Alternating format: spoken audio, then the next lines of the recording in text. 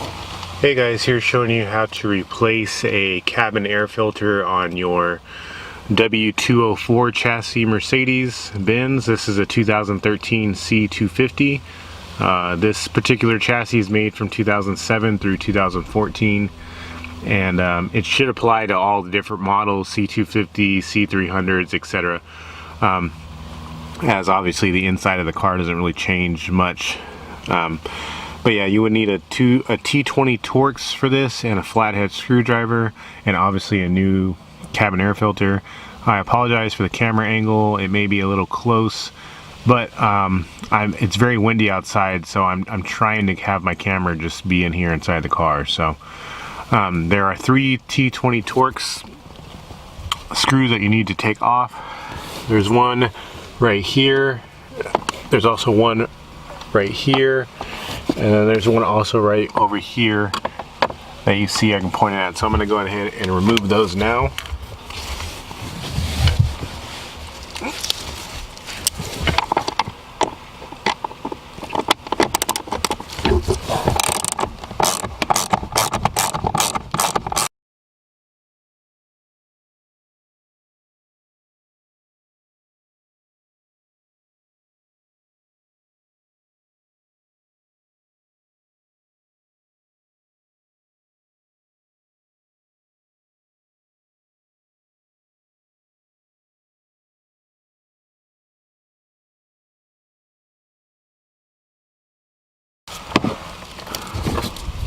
Okay, I'd like to note that when you're pulling out the cover, it's actually easier to just pull the carpet down and then go on ahead and maneuver the actual cover out. Alright, after you got those 3 screws removed, you can go ahead and just pull down this cover with your hand. Just pull it down a little bit, and you'll find that there is the light right here. You just push on the tab and pull it out. Pretty easy to do so. There you go, have it out, disconnected. And then now what you'll be looking at here is the bottom of the cabin filter housing. There are 2 small clips that are located on either side of the housing itself. There's a small little tab over here on the side and a small one on the opposite side. But pretty much all you do with this here is this white piece here just slides, as you see.